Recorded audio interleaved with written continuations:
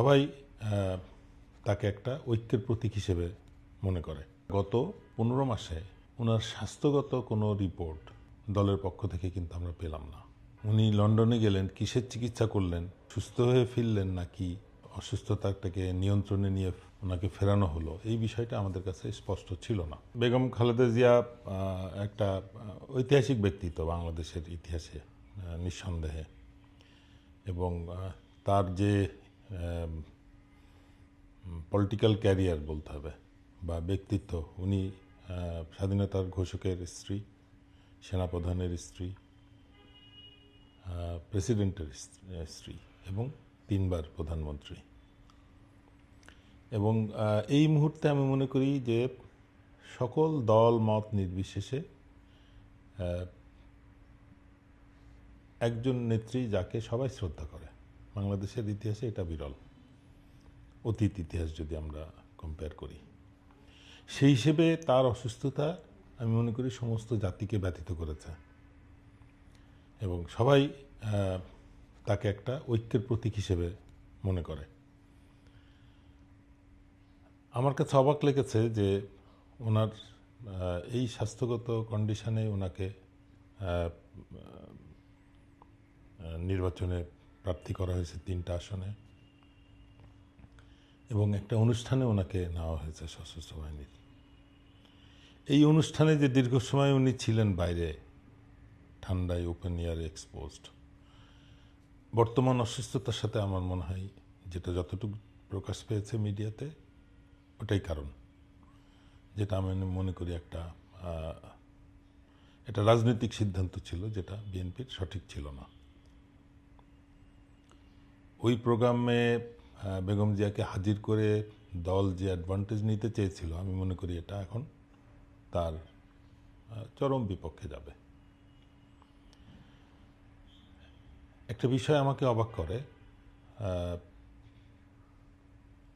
স্বৈরাচার হাসিনার আমলে বেগম জিয়ার অসুস্থতা নিয়ে অনেক খবর আমরা মিডিয়াতে পেয়েছি। এই বিষয়ে মেডিকেল ইউনিভার্সিটির একটা মেডিকেল বোর্ড ওনাকে পরীক্ষা করে একটা রিপোর্টও দিয়েছে, সম্ভবত 19 সালে। এরপরে আমরা হঠাৎ শুনলাম 1 বছরের মধ্যে ওনার লিভার সিরোসিস, উনি জেলে থাকার পর বা জেল থেকে মুক্ত হওয়ার পরে। অথচ আমরা গত 15 মাসে ওনার স্বাস্থ্যগত কোনো রিপোর্ট দলের পক্ষ থেকে কিন্তু আমরা পেলাম না। উনি লন্ডনে গেলেন, কিসের চিকিৎসা করলেন, সুস্থ হয়ে ফিরলেন নাকি ওনার অসুস্থতাটাকে নিয়ন্ত্রণে নিয়ে ওনাকে ফেরানো হলো, এই বিষয়টা আমাদের কাছে স্পষ্ট ছিল না। এই বিষয়টা সরকারের পক্ষ থেকেও তেমন কিছু কখনো বলা হয়নি। দল কেন নীরব ছিল এটা নিয়ে প্রশ্ন থেকে যায়,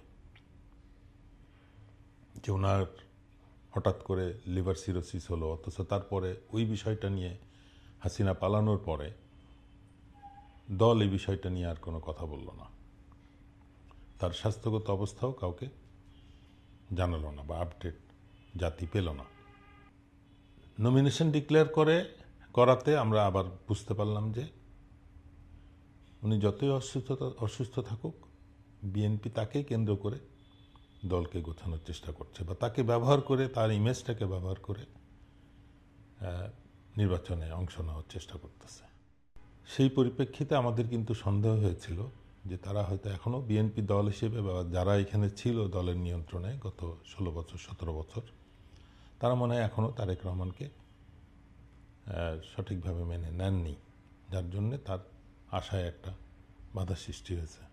প্রথম দিকে আমরা শুনলাম যে মামলার কারণে উনি আসছেন না, কিন্তু গত বছর আমি যতদূর মনে পড়ে সেপ্টেম্বর অক্টোবরের মধ্যে তার সব মামলা উঠিয়ে নেওয়া হলো।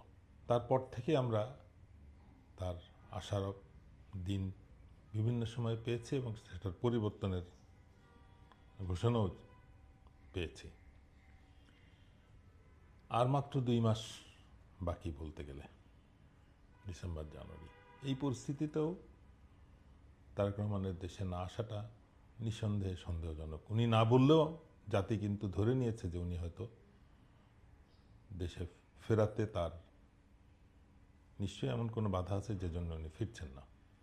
এটা অবভিয়াস হয়ে গেছে বেগম জিয়ার অসুস্থতার কারণে।